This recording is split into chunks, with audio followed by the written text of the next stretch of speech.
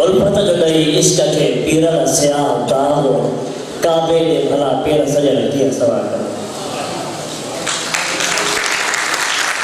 पीरल number जे लाइ ख़ूबसूरत बेहतर मकाल टाइम लॻे।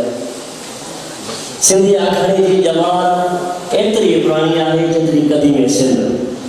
स्टोरीज़, नावल, फिक्शन, कहाणियूं हाणे जी इजाद कहिड़ा संभू आहिनि। आखाणी घणी आगाही आहे।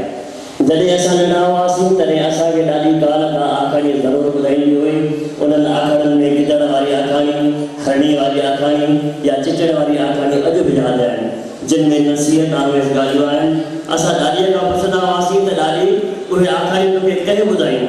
ॾाॾी चवंदी हुई, मुंहिंजी ॾाॾी चवंदी हुई, ईअं सोचनि जे मरल खे जेतिरो पुठिते वठी वञो एतिरी पुराणियूं आखाणियूं अव्हांखे मिलंदियूं। सिंधी अदब जा केतिरा ई ॾाहा शाइर अदीब अॼु बि ॿारनि लाइ कहाणी लिखनि था, जिन में प्यारो ग़ुलाम मुस्तफ़ा सोलंकी जो हिकु आहे। अदबी हवाले सां ॿिया बि खोड़ सारा कम खेनि सहाराइण जोड़ा आहिनि, पर ॿारनि लाइ मज़मून निभा आखाणियूं लिखण जो कमु काफ़ी वणंदड़ ऐं सवाली आहे। पोइ पब्लिकेशन पारां छपायल ॿारनि लाइ किताब मोतियुनि हार 2019 ईस्वी में छपी पधरो थियो आहे। इन किताब में टोटल 12 मज़मून आहिनि। उन ॻाल्हि जी पकी साबिती आहे त हिकु मेचूर तहरीकार रुॻो वॾे अदब वॾे ब्रांड ते फोकस नथो करे, उहो समाजी तब्दीलियुनि पिटादड़ ॿारनि जी नशो निमा लाइ जदीद ऐं साइंसी मज़मून लिखी उहा ॻाल्हि साबित करणु चाहे थो त वटि ईंदड़ नस्ल लाइ केतिरो न गहरो फ़िक्र आहे। फ़िक्र अहिड़ो आहे। असीं अदीब बि त पहिरियां ॿार हुआसीं। असां उन्हनि आखाणियुनि खे ॿुधंदे वक़्त ऐं हालतुनि सां इल्म सां समाज सां मुस्तक़बिल अपनायो आहे। प्यारे ग़ुलाम मुस्तफ़ा जे 12 किताब में सभई दिलचस्प मज़मून आहिनि, जंहिंमें पहिरियों मज़मून आहे मिकी माउस। मिकी माउस काफ़ी तवजह सिखाईंदड़ मज़मून आहे। उहो मज़मून न रुॻो नंढनि ॿारनि जी नॉलेज में इज़ाफ़ो आहे, बल्कि असां वॾड़नि लाइ हिकु काराइत मज़मून आहे, जंहिंमें दिलि शिकस्त सां माण्हू मुख़्तलिफ़ रोज़गार मुख़्तलिफ़ साइंसी इजादात करण खां पोइ हिकु कुएं जी गेम या कार्टून तयारु करे थो। कुओं ॾिसण में केतिरो नंढो जानवर आहे। हीउ मज़मून हिकु बहितरीनु मज़मून आहे। ॿियो नंबर मज़मून कूंज आहे। कूंज पखीअ जे तारुफ़ जे हवाले सां हीउ मज़मून बि ॿारनि में ज़रूरु दिलचस्पी रखंदड़ मज़मून आहे, जंहिंमें कूंज पखीअ जी सुहिणी सुञाणप कराई वई आहे। कूंज पखीअ जो ज़िक्र उन जे फ़स्ल, हिजर, मेला, पसुलकनि, रड़ियुनि या मुख़्तलिफ़ नमूने सां मुख़्तलिफ़ हंधनि ते असां शाइरनि में इज़हार कयो आहे, पर साईं ग़ुलाम मुस्तफ़ा जे मज़मून जो तत्व ई मुनफ़रिद आहे।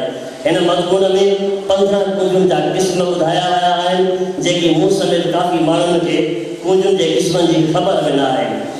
हिननि मिड़नि मज़मूननि जी ख़ासि ख़ासियत उहा बि आहे त हिननि सभिनी मज़मून में मुकमल तारीख़ जा हवाला ॾेई सुहिणे नमूने सां सम्झायो वियो आहे। साईं ग़ुलाम मुस्तफ़ा मज़मून अंदरि काफ़ी ख़ूबसूरत ॿोली इस्तेमालु कई आहे। पढ़ो कूंज मज़मून जो ई जुमिलो। असांजी सिंध में जॾहिं सारियूं मिसरी हेॾा संग झड़ी पियूं आहिनि, असांजी सिंध में जॾहिं सारियूं मिसरी हेॾा संग झड़ी पियूं आहिनि त पोइ कूंजूं अची कड़कंदियूं आहिनि।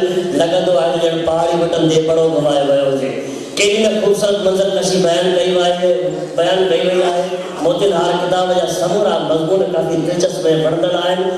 एस्परांतो ॿोली हवाले सां मज़मून में ॾिनल ॼाण उन ॻाल्हि जी गवाही आहे त साईं ग़ुलाम मुस्तफ़ा सोलंकी जिन जो मुतालियो केतिरो न वसीह पैमाने ते आहे।